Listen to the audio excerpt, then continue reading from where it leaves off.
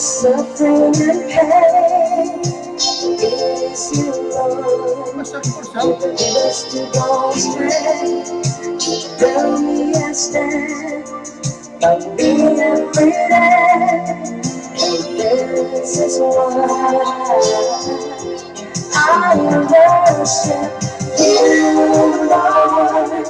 I lift up my hands.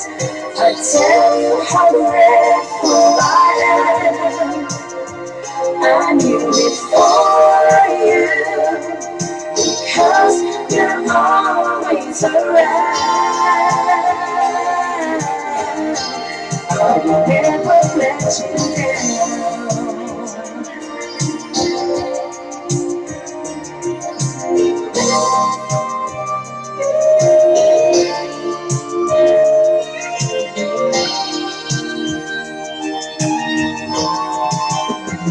I've been spiritually broken and emotionally disabled through this hard and difficulties. And I think I'm in tears. I pray to you, Lord, and the prayers were answered. And this is why you, Lord, I lifted my hands. I tell you how grateful I am. I kneel before you because you're always around. I will never let you down. I will worship you, Lord. I lift up my hands. I tell you how grateful I am. I kneel before you because you're always around. I will never let you down. I will worship you, Lord. I lift up my hands. I tell you how grateful I am. I kneel before you because you're always around. I will never let you down.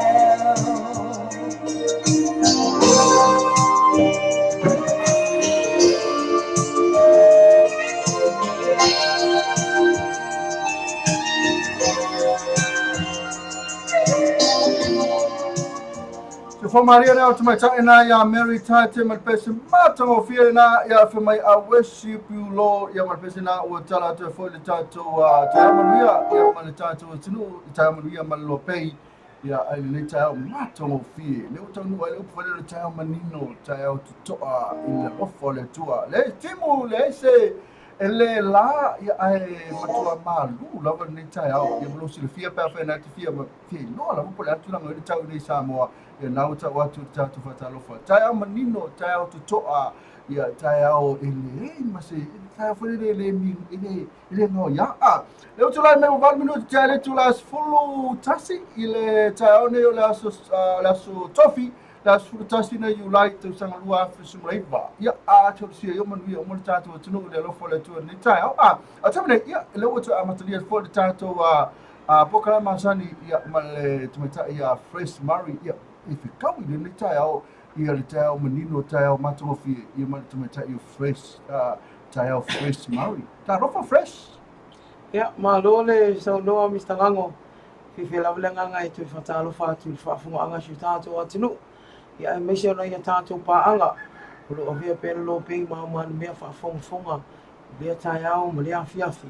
ya la ya tato pokala me fa nga solo ya gi ile lo fu malanga leo le tu le fa tato tu fe no i lumo lu wa le tu lu pe o la le o ya ile le TAEAO pe o no sa no Mr. Lango au le leo le tau ya wa mai ele tu ai fa tino i fonga ya ai mesho nei lo mai aso le tu pu mo le o le tali ma lo shu tato wa tinu ya e mana o mi ale tau le o wa fa tino ma o le tele tato talonga e pe o nei nei ma lo le soi fu ma lo tawa tai ya ma lo foi la o Sunga Mr. Ngango ni TAEAO. Alo, fa lo ngatu pe tau fa mai lo si fonga ya yo no le pisi foi o ele. Tulanga ele pro kala mi foi le mo fa le malo ya fia fi mo pena foi ma uli. Ele o mantua tu mai tai o Fresh Murray o ia le o co-host ya male sunga ya sua. E na ta kala me la fia fi. Ya lo tu pe o tau fa mai lo si fonga. Ya, o se tulanga la fa pena. Ya, vai gatal tau tu ina le malo le atu. Ya, me se ina ia longolongo puia li mai manino. Ia tātou pokalame. Ia, wā ngā fu ele whamanatu mai. Ia, whamanatu atu le malo le atu. Ai me se tātou lo whai malo longa mai si tātou atu. Ia, ma nei ai o tātou pokalame na pe o tu whatisia. I le pulenga o tangata sa whao mai mo mai whafo. Lo whaatino i mamau tal malo le fui la matalia le tu la fitu. I le TAEAO nei. O le tāras fululua le o nei o le a whai e fui whawhia fianga. Ia i le mamau tal malo. Ia ma whaasolo atu ai le awhale ono le a whiawhianga nei. Ia se tasi fai a tātou wha ili lau iloa. O le a whawhiawhia ai le e-bird. Ia ma nisi au siva ma au pese. A wane e misia. Ia le pōna pōwa. Ia le wha atu mudia. Ia o le pōna pōle ane whawhiawhia le puni ala waa. Se tasi wha ili lau iloa i le tui tau wha ailo. Ia na wa ia le sangi o tangata le atu. Au le tūlanga sili o na mana ia. O le ngata le whiawhia, le maua le tau mafa, le maua le manti. Ia le tele o tātou whale inga. O loo e leo whale tonu lava le ngāsa se ina whonga tau mafa. Ia ina ia tātou whale ia whapeo tāpina ina. Ia e le pulenga o turisi. Ia e tue whataro whatua ina whiunga ia whamtua inu. Ia le sunga ia sua. Ia e meise le pulenga mla whinga winga maa loa ngā lue. Te loe le whaingo whiunga winga lo whinga iai. E maa loa lava. Ia mo le tautua ina le antinu. Ia e meise o le lango ia anisi o mtanga winga malo tu fatasi ina ia sa ma ulu nei fa moi o le fa fia ina o le auta alo tangata malanga mai fa fo ai to tele ila to o le uto ai to no le atu e mai mo ina mo ma wina ta alonga ese o lo fa tino ina i sa mo nei mi sina o pokalame ia e fa mana tu wala fa fonga anga ni TAEAO ia tu e fa malo tu ai le tawata i tiu o lo fenga ai. Alo, ia na tulanga nei le puana nei ia e matua ia le ngata nei mata ia mai moa ia ai tau ina whakangakanga ku lava sau ni mata la hono ta la ia e whatau ai fo ia whalaenga nei ia whai pisinisi nei ina ia o la tuna lo ngalua mai lava le TAEAO si o lava le fiafi ia o wafo te tu ina o tātunu e ala le whonga tau mafa tofo iai ia la tunisi po ia sui whalaenga nisi po ma tunisi po te sui ia le tau mafa si sui e fwela tau mafa mai tau mafa nei masa ina e tau mafa i le fale ia po le hou tau nei tino fwai e matua o se le ni mana whaalu ia na ro whaalu uma ia ona le tatu ina o le tātunu ala le tātou ia tamau ainga o le tātou i tunu i pe ona iai o masalo o whaila masina mana ia o matau na tongu lava le fiafi maru masalo ai o isi o atu e fia wa ai i whaili e fio atu tau mamafa, e fio atu e mai moa i whaifianga fwede. Ia po nisi fwoi o whaalofi o nisi rao atu e fia wawa ai, tu mai tai le hostinga i prokalami. Mai fia wawa ai, ma fia wawa ai atu atu ia. E ma fia whaafonga e lon siu fonga. Oisi na wha mea tau mai, oi na hostinga i prokalami na whatu. O mari masua, mai, ma kohakula e wawa ai, tu mai tai na o mari. Salu fai. Ia. O te rei loa la iai, ai pau awa e ngā lo te loa lea la ina na rofi atu la atu nuku. Ia o le fia tau mawhai mea ai Samoa leo, pa koe wa ai lea se kau folo lea so nafi, tau folo wha ausi ia o kōpai se sungu fo ia. Wa ai ale lakwa tangata, e se fo tau samia, wa ai le wha peo so umai tau mawhai kōpai. E se al kōpai koko ia wai peo le wa haimi. Ia al kōpai se sungu langa, e se alina namu le manongi o tamana, manisi au o le ula o i wa ia kui sima ilo ngai kasi se o ngā ula se tulou, duas futa lai tu mo le ula la po ana, ia o le ia, po le pongi, po le alongo, po le alam, ma le luau, ma le talo, ia luas fulu, ia ai alui whare inga, ma o le ula le luas fulu lima tā langa le ula, ia ai a whaatau, pe fast fulu tā la isi whale ulo, Kalau si ai tai mo se fa lo per tu langa na le falainga na wa le ke ia ku falainga na o matua le ula fa le ku ta mo ta le ula ia Ale o vai atu na mo la inga na lus futa la o fe tu e fa inga na si fa Fala inga na se matua mele ngol tat fala inga o le o i tatou fala ia le luma mau tal malo. Se tasi o fala inga o le tau tua ina na tunu ua mata mai lava na singafua. Ia se ia mai a lei al luava yasu. I tono luava yasu. Ai masalo ia e mawhai ono whai loa atu tatou pukalami na sa TAEAO tatou pisilisi uma. I fale inga e le ngata i leo o mea tau lima o e lei o la e. Ia ua lava mea alofa mo na i tangata malanga mai fafu. Au nisi nao vainga I whai loa atu e le pukalami leo.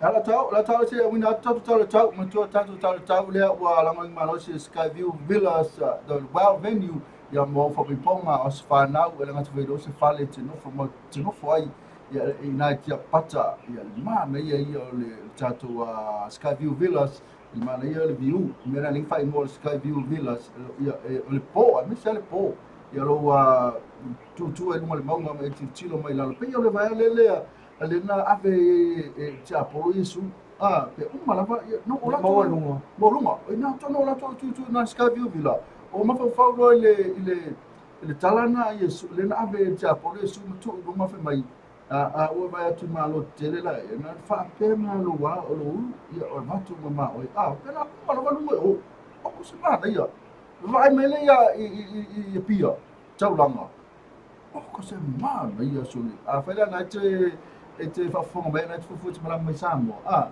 O ne ngaro puksa potu na Skyview Villas ia pe whakai ponga as whanau reunion. Ia pe awhai fo na ua fufu e whaisau e mamtue o le misi a tātou turanga ne o le mele o le divorce. Tō whanu whaisi celebration na te wea divorce la tō. E tu mai a inga. Ia tu e whai o le divorce i lunga ina. One last time. Yeah, last time I divorce. Yeah, fight on kusuanga ma misa matawa yung E ka tawa e nga malmalai fe pede nga. Inga lua a fitawa e foi malvai nga le ex, mi ko ex ma meu former partner, ex partner. Ai si ngoi fai ave ngona o meu ex. The recent partner. Oh, yeah, good. Yeah, ala tau ya lele, ya fai lo atu fia la fai lo atu lea la so atone tolu se fulu te grid ve velo ai vai atu le ma se me la veri sura matala ia tu langana ia avena tu fo me te malanga me te mata ta longa ia po ala va me fai pia mata ma fia sura mari la so il pona ne lusu fati grid malu ia fe mai ma na ia ma la so tao tu sa le tau la so tao ma le so tolu fulu grid sura mari la ia tu langana ia ma tu fero mina tau yo no lang mai tatu Skyview Villa the well venue malo fo ia na pe ona tuina atu ia e vai nga mawa ia fo fai ia Michelle au fai ba la fai fa to ona ia malo la vai la o tu le atina ingo le atu ko ana funga tau mafa ia e Michelle nei ainga ia I fa la fai ia ai o le o ai mi tangamo wai swing on tātou scoreboard ia po o whaatulanganga o tātou pine ia e pei on tuina mai ia e le tātou Samoa events nā tau ia le tu whaatisia tu whaatisinga o pine ia wā lawala lau silafia se taimi tu I nātu lau te lenga I le tātou tala mai Samoa ia al whaatulanganga nei o le top 7 o lau tulanga mua pea New Caledonia 15 pine euro Sfulu wha pine siliva, sfulu pine apa mea, au wha ingo pine a New Caledonia, tolu sfulu maleiva. Le atu moto Tahiti, se fulu pine euro, fitu pine siliva, wha pine apa mea, au wha inga lua sfulu matasi, a lato pine. O le atu nuo fiti, atu moto fiti, fitu pine euro, iwa pine siliva, se fulu pine apa mea, le au wha inga e lua sfulu onu a lato pine. Au se tālia, leo whaatulanga mai tulanga wha, fitu pine euro, lua pine siliva, wha pine apa mea, se fulu tolu leo wha ingo lato pine. Papua New Guinea tulanga 5, ono pine euro, iwa pine siliva, 5 pine apa mea o leo wha inga lua sfulu a lato pine. O Samoa leo tulai mai tulanga ono pine euro, lua pine siliva, se fulu pine apa mea, au wha inga o pine o maua I Samoa sfulu malvalu. Talu mai ne aso nafi, ne aso luna tolu o tātou tālonga. Ia ma le atunu le o na fitu Solomona tolu pine auro valu pine siliva lima pine apa mea le fa ingo la tu pine sfun leono unisi na atunu u fain tu na tu e wa la valo si le fia na inisi atunu u ia pe o talo fai le motu tua o ia America Samoa le la volo tam fai se la tu pine tele tato atunu o le ini pine ia o ni sila tonga foi le spine o ni sila le fatu atasi pine auro o tasi pina o New Zealand. Tasi pine auro, tasi siliva, lua apa mea na alfa pine New Zealand, o maua te minei. A tu lava la sa tu langanga o lo tu langa le le pela uta alo Samoa. Tele ata tu ta longa e fatali a in tato pine auro, ia e pei o le te nisi te po tennis, ia ma nisi lava o ta longa pe o si ngā ua me mafa. Ia man tato ta longa le basketi polo le tu pātu mai tai. Ma wa e tele le alu le basketi nei. Le wa duan ta alunga man malo ia o te loa ia o ko meke anga sau lunga le quarter final ia manisi o au le fa tantani atu ila e mongoli at fa malo man fa tai ia I nai tato au ta alo uma lava ia me se lava si tato tunu o le tari malo ia tan si ia tele lava ni tato pine to e maua ia I yaso lo to toyo ta alonga ai ole mo ila to le tu city tam fainga le palmia o leo fai lo mai o le aso TAEAO I lo ai pe fa MANUIA ina le palmia se pine apa mea te lo ala o le MANUIA tau whainga le fionga ia tu le epa le sunga ia tu le epa sai le MANUIA le ngoi se pine auro po se pine siliva ia au le maulo na manoa e to e finau e mo le pine apa mea I le vaenga leo le mixed doubles pe taito alua ia ai fefiloi ia I le aso TAEAO le ala a tapo ai ia mali te mai tai puta sili am tala vola a whangwhanga Samoa. Ia I le aso TAEAO. Ia o na maua I lea se aotele ngā tong whainga le whiunga le ripan mia. Pe an whai ate o whamawina o ios tangata piso siri o na loa toi fua. Ai mo whain whatai te inga le mo isi tai tai o isi atunu o le Pasifika. Ina ia avea mpati ta inga. Lead by example. Ina ia whina wina pea. Le avea o taalonga ese nei. Ma vaenga I sua malia I tupulanga whaiai. Awa o lana lea saunuanga ia lea o whasara lau lea soa nafi ia mana tua ia awane I whaatau waa ia te oelau tāle ni ta alo ia ai maise lawa o tupulanga leo wa ia to a tele o tupulanga la iti a leo wa tu mati le tila I lengo Samoa ia ona o lato tong whainga tāle ni o ta alonga ia peo nisi na vaenga o tatanua tua ni taia o vaenga lea le lau alunga ia I mawhauwhaunga o se tātou atunu, ai me se o se tātou atunu o le mai moa mai atu mau e fia sila fia vaenga wo o iai ia tūlanga o taalonga le Pasifika.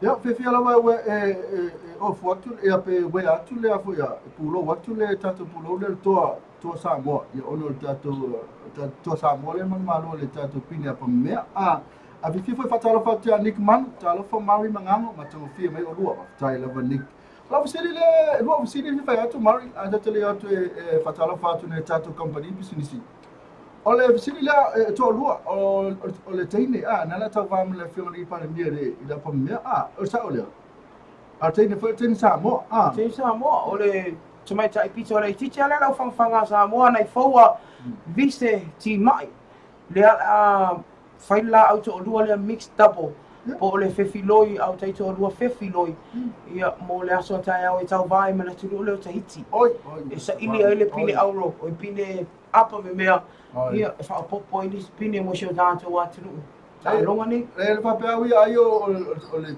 tumaitai le tau vā mai pale mia I le su e la ua po ai o la ua maua le apa le la o mix double o ia le tapoi mai manatua I le sunga le whiunga le pale mia ia masi a finasia la talonga la ia maua la ua ia le apa mea le sa pasedi mari o le tulanga le awa ia New Zealand ma Australia manatua foi ia o le tawai atu o ke le no po wa talonga o le atu inga criteria po le mai Australia ma New Zealand I talonga I Pacific Games o atu inga au ia mai wale kwa kwele awai mate tu fitu le awai mai stanga talawi lo New Zealand me talonga sa ne uma ale wa atu o le atu inga ma fi sina tu ma tu le foi e fi lo ma le tatu tu ya po o talonga ye awa talonga fa sa le awai mai New Zealand ma Australia Mana ia sili o loa vai ngai ai.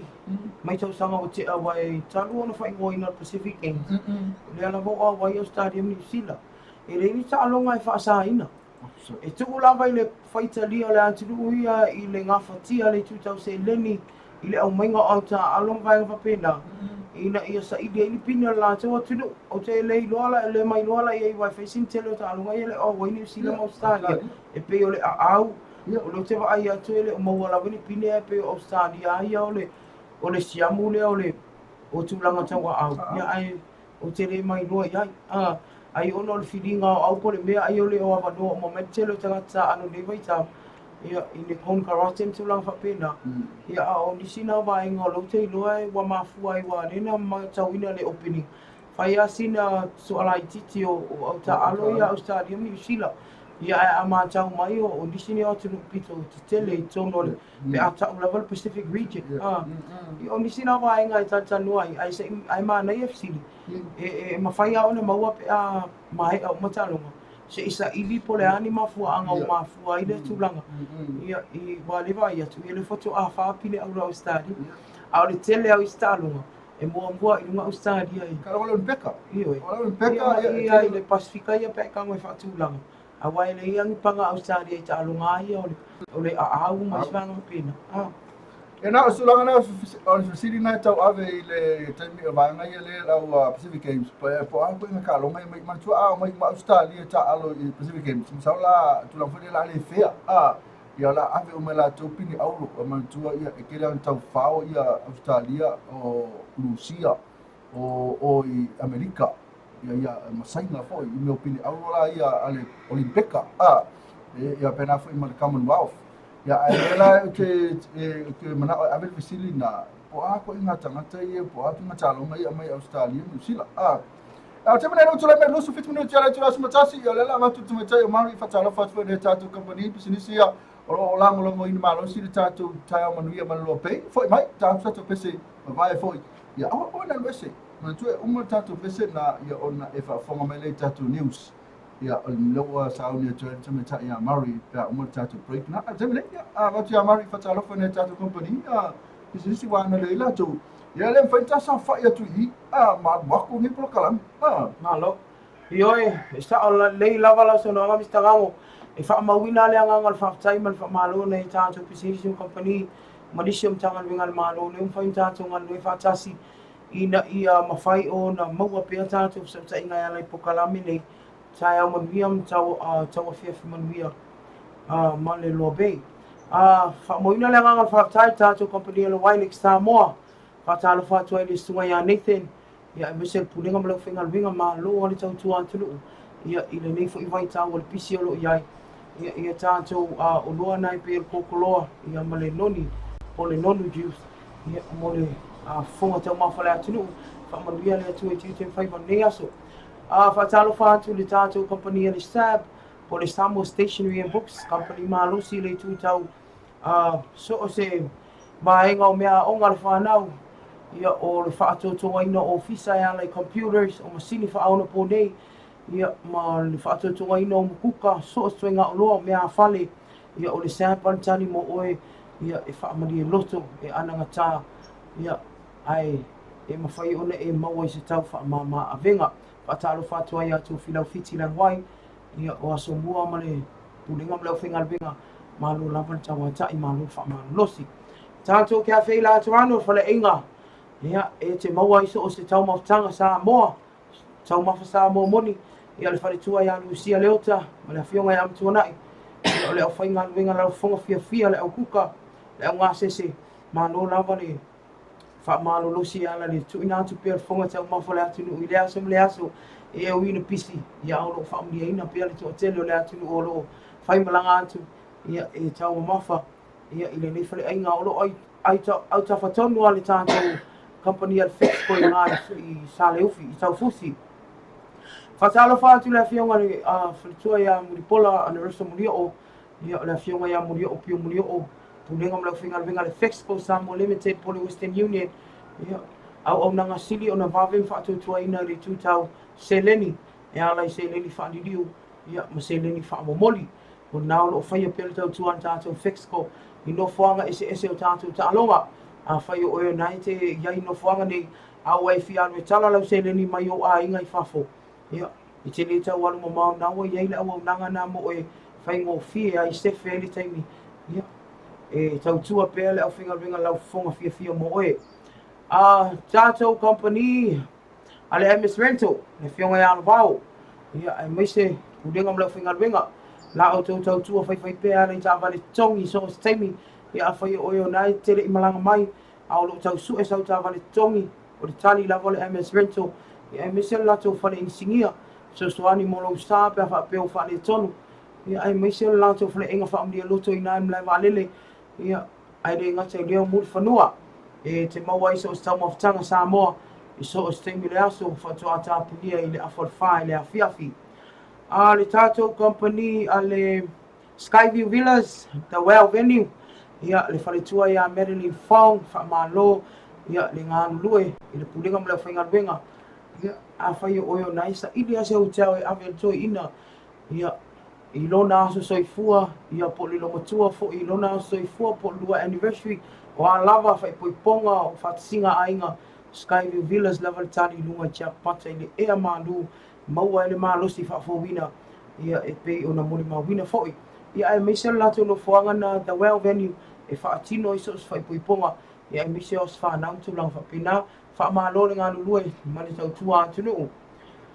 O le tātou Arco Group, whaatalofa whapitoa le fionga ia masoe, le sunga ia wawasa, ia le tawaita ia miri, pulenga mo le whinga luenga, malo lava, o a mani TAEAO le as Tofi, loa la mo lo pistis vaenga le tele o le manu le atu ia e o atu ele ngata i so ngā vaila au ia awale puipuina mai o ofisa o mauta malawa fufulu mamaina se tulo e mawhai ele ako chemical ntu ina atu le o nanga lea pe a whai o ro e mana o mia puipuia mai au mea tō tino e mise la mo masini wha onu po nei ia mai le stātia le tele o iniseti whalafua ia ele nei vai tau e le ngata i leo le whale insinia le ako moro mechanic ia o masini o mawhane o na poi whaatino ai le flipe a ina lauta amale o loko iai limo le ako moro mechanic ia ai maise ia o so o se vaenga o pato ta avale mna o mia o na whaleleia ia o loo ina le tātou whale insinia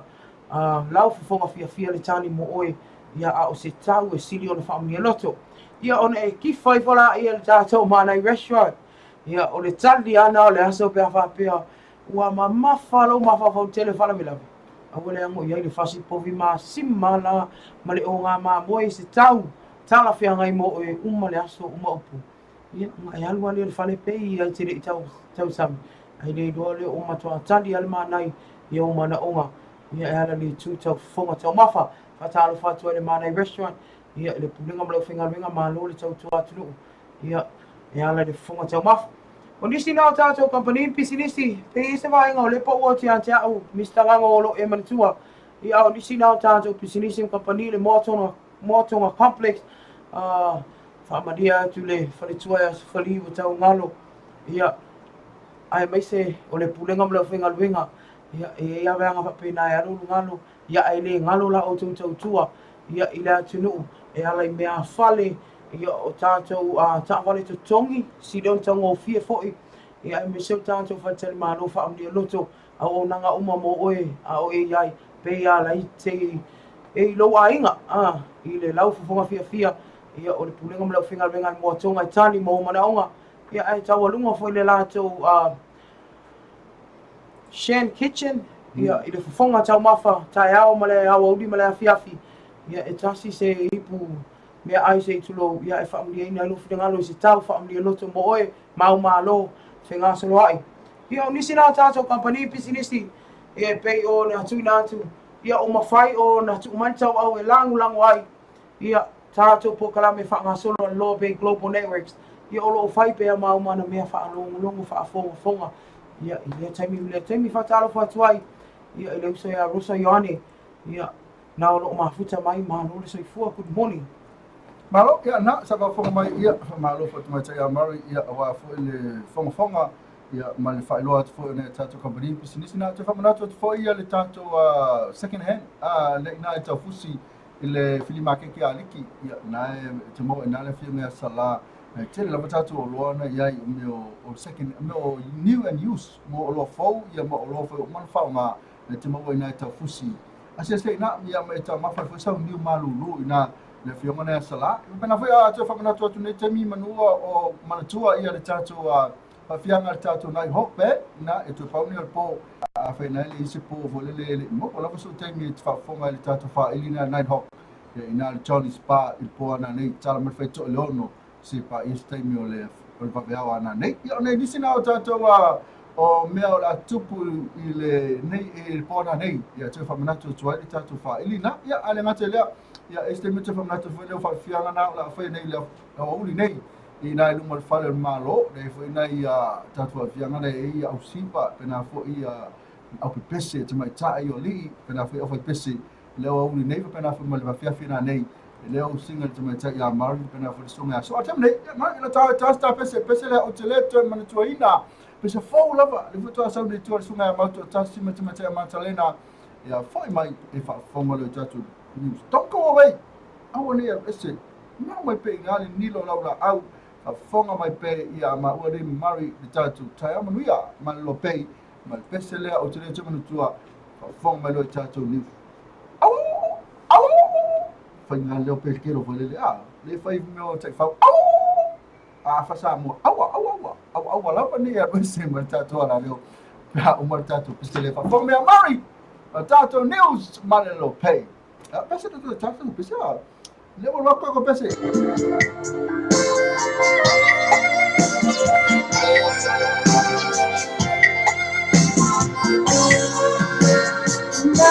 Facciamo male lo si lo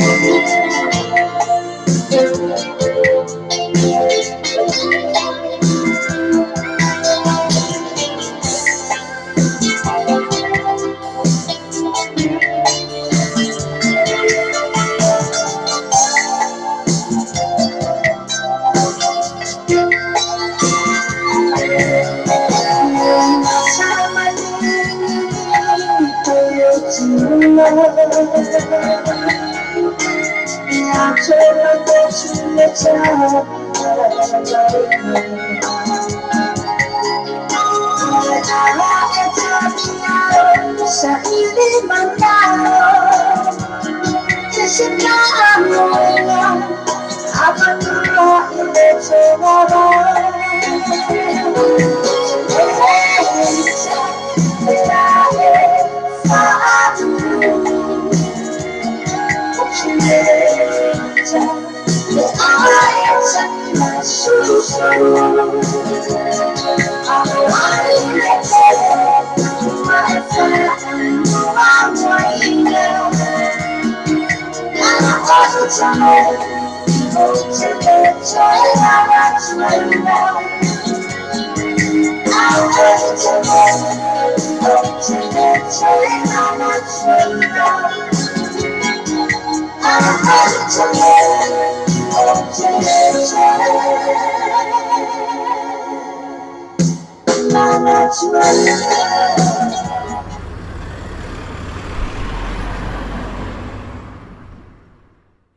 Let's Marvin Gaye and get it on.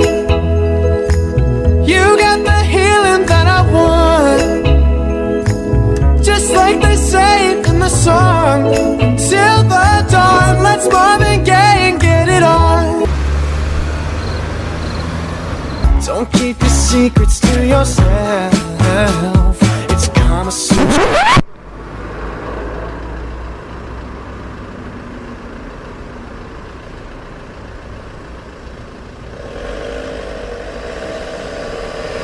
Let's Marvin Gaye and get it on.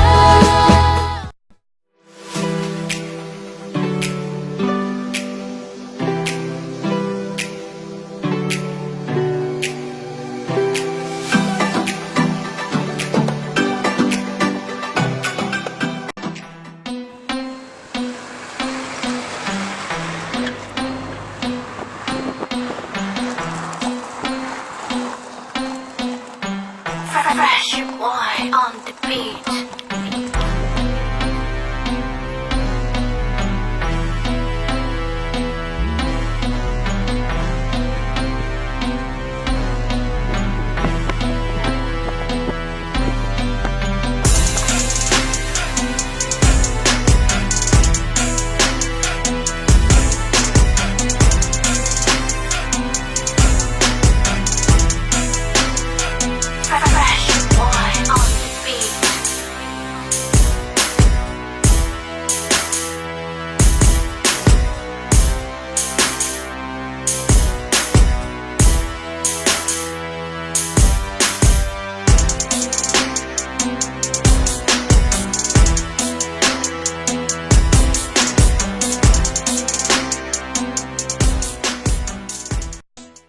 Le ako moto mechanic vai tele fa sanga i malanofo nga tuai o le Yasaki se au nanga fa bitoa sili ona le leimo lo sa le ona o le se lau valu se furu fata la si aki ai ta vale la iti e o events my lux e mafai na mato sui ina le fa mama swau a to le afi si aki uma ta o fio luma matua fa pe lola ma pa o lau ta vale si aki uma foi to tonga ma vaenga a to i lalo lo sa ona mato fa i lo atu le o vaenga lo mana o mie lo sa mo lo no fosilafia e ai foi la mato au nanga fa bitoa mo pamukiso pamu penisini ma injectors a fio mai nei loa pe vala au mai leono o tasi iwa fahono po le fitu tasi fitu wano fa le ako moto mechanic e vaitele. Do you shall take Sam as your lawfully wedded wife to love and to hold, to care for in goodness and health, sickness and trouble? I do. Do you, Sam, take Sam as your lawfully wedded husband, care for in goodness and health? I do. The power is now vested in me to pronounce you husband and wife. Sam, you may now kiss the bride. You know our love was meant to be. Hi.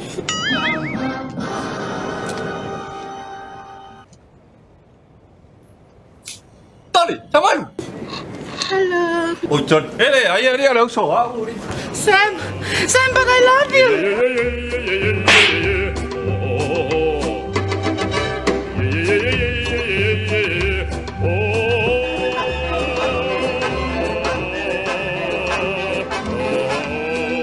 Welcome to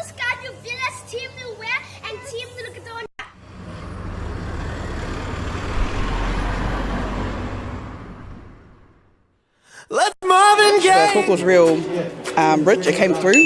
The macadamian is good. I love it. It's good, eh? It is very good. This is probably one of the best chocolates I've ever had. It's sweet. It's very smooth. Really nice. It's got the flavour right through the middle of it. It's good. Yeah, really good. It's got its own taste. Tastes really divine. Delicious. Scrumptious. Creamy. Delicious. Yum. Decadent. I like it. So very nice. Very good.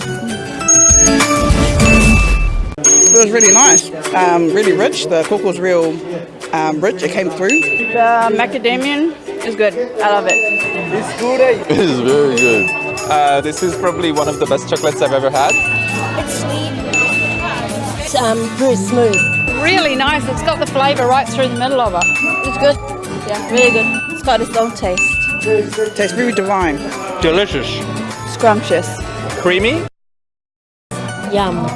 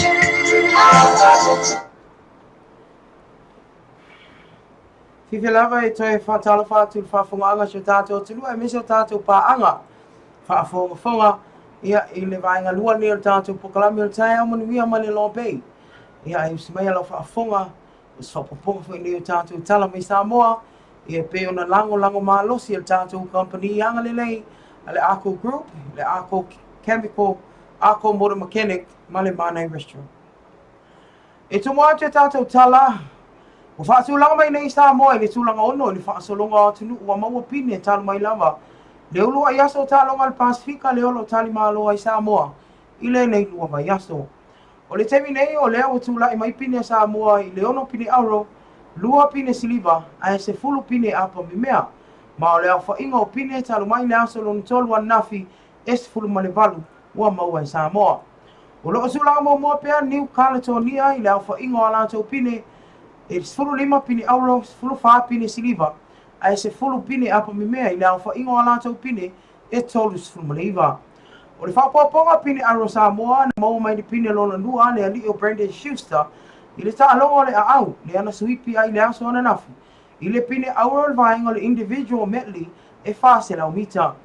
O le isi o tātou pine auro na mau mai fo I ta'alonga lava leo le aau, e le tamai tae o Luciavo Strickland I lana tausini onga le vaenga o le 5 mita o le backstroke. O loo whaatalia se pine a Samoa o na mau mai ta'alonga o le tenisi le vaenga taito tasi ma le taito alua po le table tennis e pe ona whaatautai le mauta o le Harvest Center I Whaleata. O le ise pine auro na mau ele au taito alua ali I le ta'alonga o le whaatava le polo le mutia. E pe ona suipi ai le ala I au loto o tia ma tupai a vala I le awauria na nafi. I le ta'alonga le whangawhanga o lo whaatalia se avanoa o no manuia I le awhionga le ripalmia, susunga atu le epasa I lele mania le ngoi se pine apa me mea. I le aso an TAEAO le vaenga sa ito alua po le mixed double, leo le atu whaatasia ai le la au whangawhanga, ma le tamai ta I pitola I titi o le au whangawhanga Samoa ia nai whaua vise ti mai e tau vai matahiti I se pine apa me mea mo Samoa I le aso an TAEAO. Initial tala o logo tawhia nei leo tau lea mai Samoa nei una morianga le ngoi. E ala I lona avesea mai anisi o mea tō tino mai le apitanga. Le olo o tali ele au a New Caledonia I whale. O le nei mta apu na mwhae whamaunia mai le ofisa o leo whaapea. Na whaawa aina le nei alii po le nei tau lea se pasi po se pas pelo e ulu whale ai loto ai se taimi o le whai unga le vai aso o mawai. Ma avesea mai inisi o mea tō tino e awhi ai lava ma se vai ale nei au ta alo. Ui le malo le pui ngā leo le loto ape I ta ina mafo o na saole nei ali. Ona olona whaongaina o le pasi pipele o pe on tāua e mawhai ai ona sao atu le apitanga mwhaatino ailoa nei soli ngā tūlafono. O loo whaatalia se aso le vai asfo e tūlai ai luma o le whaamasinonga le nei tau le alea I le molianga le ngau e pe ana molia I le tua leo leo. Ua whaalia I whina ngalo nisi la tunu o lau tele whaapea I whaanoa noa o no nei winga mua alia e mai sa popo e iai na nei tau valea I whaamoe o sa moe ala I lani tali ngā malo. So no se tasi o whai pisinisi longa I whaapea. E whaanoa noa lava mātamuli loni tāwhi o no lea lava e iai tangata. O loo tuu maua lalo ina sa moe ala le whaatino o nei winga mātanga. E tau valea I lea tunu ui e mātanga o fie. O tali ngā malo, ai toi whaaleanga I lava le sua o manongi I nei toa I ngā mionga. O le taimi nei le o whaatamala leo leo mai la tau o leo leo ina loto ai whale ula mai isi no fuanga o taalonga. O loo tali ele au taalo mai atunu e lusu whaal Pasifika. Ina I moti noa e le toi tūla I mais whaafita auri whaapenei. I se aso o iluma, maaso lo tutoi o tali ngā malo o taalonga le Pasifika. Ua whaaria swina ngalo le fionga le whaamsino ngā maulunga ia le tau le saa Darryl Clark. I le tuina ato se whaasalanga I se tamana ia whao lima I lonto o lua a o pupula ia I lana whanau. E whaamanatu o le whasi hawa apo le whao lima I lonto o lua. E le tai on talia I Samoa. I le teminei mai le ai fo I se alofanga mai le tuina atu to ese. E whaatau sanga leo whaasalaina I le ni tamai ala I le onga o ana ngai o inga na whaia. I le whao ina manuanga I lonto o lua e whao ngaina I se me whaitino maai a o loo mata I aisi ala whanau. O le onga le neso ngā tūlafono on tau noa I le a tau o le sā, o le awhia I mana I tamaiti, o na o lea na moli mauina ne ngai o inga, mai le mawhai na talia I le antinu, ma le whaamasinonga so o se alofanga, e tau mawhai so o se tangata e whaatino ina, e tu ina atu. Ua whaamauina le mawalunga pea o le nei whaafita auli tono a inga, ai mai se lava le vā o ngā lii ma o le I tūpā vai lava, po o tina e tele I nā moina le mamawhai ala I whao ngā lima, e whaatino ina I ai e o lātou taito alua, po o le tūpā malosi. O le nei whaafita auli o lo ngā lue malosi e tō manga mo e popo ngā tia, o le mitanga luenga leo leo, ai mai se o pule ngā mamalu ali I whai pule tele o awhio anga, ina ia tau mawhai e tafi I sea. O le masino o te alea fo ina tu ina atu aise ali I tol sulval tau sanga le matua to ese, mo le umia sultasi masina, o loin wha o ngā lima onga na ia wha o ina li fonga lonto o lua, e se fulufitu tau sanga ali matua, e wha o ngā ina I se la au sa veo koko. Ia o nisi nā o tō tonga o tātou talafou nisi o meo tupu, o le a tupu, ma ua fau e tupu, ia ele nei fo I vai tau e mise lava, ia o le longo puia li o lo o topa ia mo lo o tō mamalu, ia e ala ia tātou tala mai Samoa, e mise lava o tala I tālonga, o le Pasifika le olo o fia sila fia, e nai o tātou tangata, ia o lo o au mau mai ma tāputapu ia whaiva o le atunu, e ala I nana tari ngā malo, o ala te minei, le ato I tui nātu mo sina tātou whawhiawhianga pupu nei, toi taliu mai, ni tātou po kalami whaiu, TAEAO MANUIA ma le LOABAY.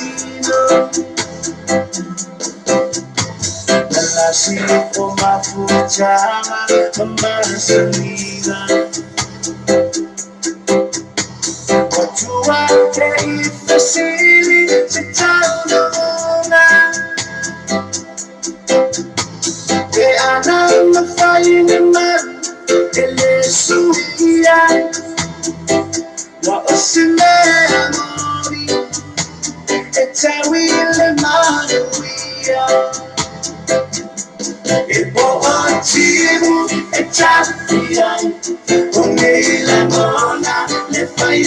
ina Nalofa e chuma Ia soba Emoni ne uma Emoni le lofa Falule ala sala Mama chideia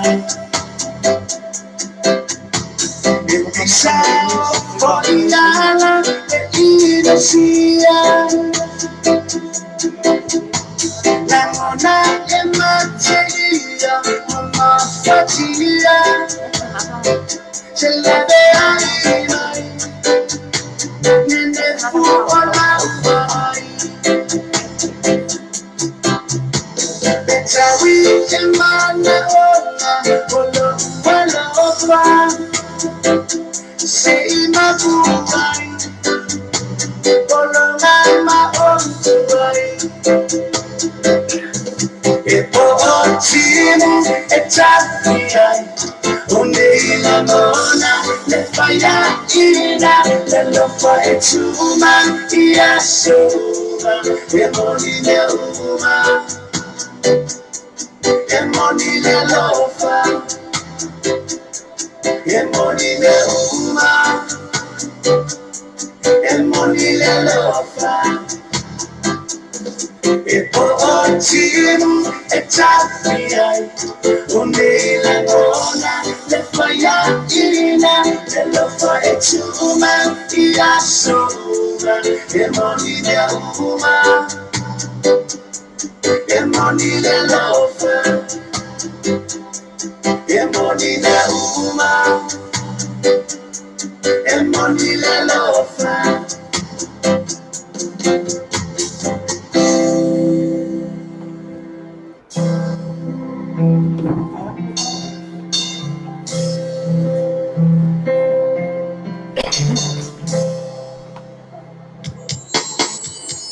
Filani Filani Mwa Imanalete Rihanna Fanning Amanu Falale Oi Mafufama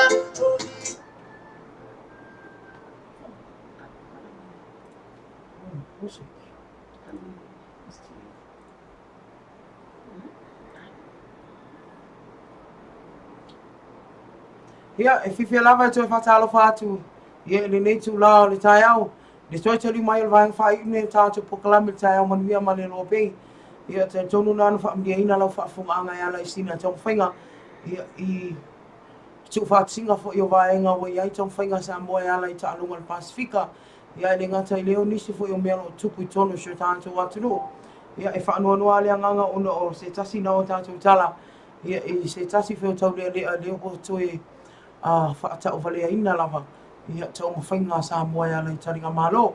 Ia o le whautuanga e peon tui nā tātou pokalame i vai aso. I le i tai o na o i tātou taringa malo. Ia tautua nā vaenga i o lo tali e tātou malo.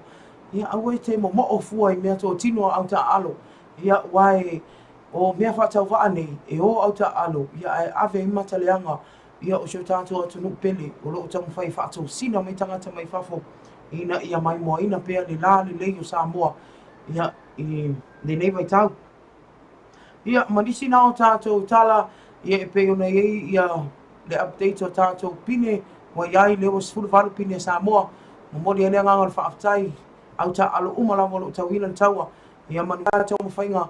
Ia o nisi o ta alo awan. Nisi a tātou pine au whaapopo nei aso. Maleanga atu le vai aso fau. Ia a o tātou pokalame na, le tau tai MANUIA ma le LOABAY, ai toi whaamawina i le anganga le whaaftai tele. Ia mai le pulenga mle whenga ruenga LOABAY i tātou pisinisi, company, matanga ruenga le malo, whaatalo whatele atu ai lava. Ia i le tātou malusi anga o pulenga tau e le tise, i tono Samoa, i ngā ruenga whitao lo whenga iai, ia mautinoa lava i le umotu sia le tise, ona e tāu o tele i tātou taringa malo. Ia e mese la o le lau tele man loa sio tātou atunu. Ina ia awala vani i motusia le tise, whaatalo whaatua ia moe, ia ma le rafionga ia tolonga tā, ia ma le pulenga, ma le au whenga ruenga atua le EPC, MANUIA tele a whaiva, ia o le awhenga i nei aso. Ia e mese o tātou pulenga o tangata tā whā mai mo mai whafo mana tua tātou pokalame le aso nei, le ena amataina le fito na tala tātou stores, ia po o tātou company pisinisi ese fonga tau mafa o mea tau lima o la e o e lei o vaenga whapena ia ilo maota le malo a wane e misia tātou fia whaatasi ai le aso na whāne nei ulwha moi pe o tū whaatisia le pūlenga o tangata tā whao mai mo mai whafo whaatalo whaatua ia le awhionga ia whaamtua inu ia o sua ma le pūlenga ma le whengalwenga ma lo lava tau matai ma lo sai ia o nisi au whaafia ilonga nisi au pepese a wane e misia le poana nei ia ma le awa uli nei le uto i titi o nā matalia le i tula sifulumanua tātou whaafifianga ia i mise o nisi o tangata pese ilunga whaafia ina le malo le atiru o whengasolo ai ia ilu mama o le malo o nisi nā vaenga e toi whaamanatu ia i mise ia o le anganga whaafitai pe on whaamawina ina ia tātou pisinisi le Wilex Samoa whaafitai tele lava i lau lango ia mana tua se suka laki sili on tofo lei e maua le Wilex ia le lātou kokoloa ia ai maise le nonu juice ia le ua tele lava atunuu i whafo lo ua mo o mia le au nanga nei le Wilex manuia tele tiu tem whaiwa nei aso le Samoa Stationery and Books Tofi lau pulenga mle whaingaluenga manuia tele ia le alo atu tautua ina le atunu e ala i la o nanga i so se o loa tu inatu le tātou cafe la Tirano ia Lucia Amtonai pulenga mle whaingaluenga ia malo lava ngā seste o lava fonga tau mafa le atunu o le tātou motonga complex sufali pulenga mle whaingaluenga manuia tele a tiute o nei aso ia mese le Fexco Samoa Limited fionga ya mulipola no rosa mulio o le fionga ya mulio o pio mulio o pulenga mle whaingaluenga malo le wha malosi ia awa lava taringa malo nei vai tau ia ai le ngata i lea tātou Skyview Villas the Well Venue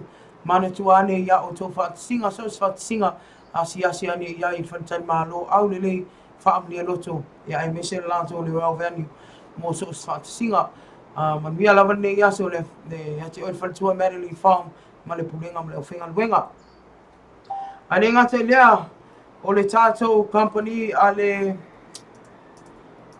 Arco Group ia le afionga ya masoe sunga ya vavasa o le tumaita ia miri a o le tātou loa le pulenga ma le whaingaluenga ma lo lava wha malosi ia i tiu tem whaiwa wantau tua ina le atunu i oloa ese ma o nanga tu ina atu ia o wha maria ina i le atunu i la o tau tua ma lo lava ia mo le neiva yaso leo wha i wina ia o le tātou company a le MS Rental le afionga ia alo vau ia ma le pulenga ma le whaingaluenga manuia tiu tem whaiwa nei aso ia whai malie ia sa ia mise o nanga tu ina atu ia le ta vale tongi fale insinia e mese fonga tau mafa ala i la o tufle inga. Ia o le fautuanga na man tātou TAEAO MANUIA ma LOABAY ia e mese lava o tātou officials lo tautua ina le mano le au tālo ina ia awa lava ni ia ise ila ia ala i tātou tani ngā malo mana tua e te oti lau sawa le mui lo whao tautai lunga le ala tele. Ia a o le nei tula ia o whaiwina atua tātou poklame TAEAO MANUIA ma LOABAY tātou toi whailoa i le awhiawhia nā nei tātou whaasala launga tu sao mai lumama oto le malo i le awa unanga lava nei LOABAY nei vai aso ma le veas fau ia ina i whaamlia ina lau sila ma lau mai moanga i ala i tātou whaawhiawhianga ia e toi whaamaloa tua ina i tātou paanga ia lo mawhita mai i aturu e mamao malo le soifua malo le langi ma alofa tele atu ia te oto ia nei tula mai a te au nei ia e whai masui e pulenga ma lau whengalwenga ia manuia tel le atu te mwhaiva lo whenga i ma le atunu paanga whaafonga whaamanuia le atua ia i au nanga lo tuina atu ia e mole temi nei o le asenga ngana o whapea o na le tautamani i lau whaafonga ia i poto ale au le tautai e se la nātu le amu po la lea upu ia a o le taumwhainga ina ia maua pea le tātou whaasanga inga nei ala i tātou pokalame tāua ia o mea lo tupu tono sio tātou wa tunu u lea vai tāu ia ili lea aso ma lea aso ai mo temi nei whātou whāsaifua manuia tele a fuafuanga lo whenga i tātou toi whera i le awhiawhia nā nei wha manuia lea tua.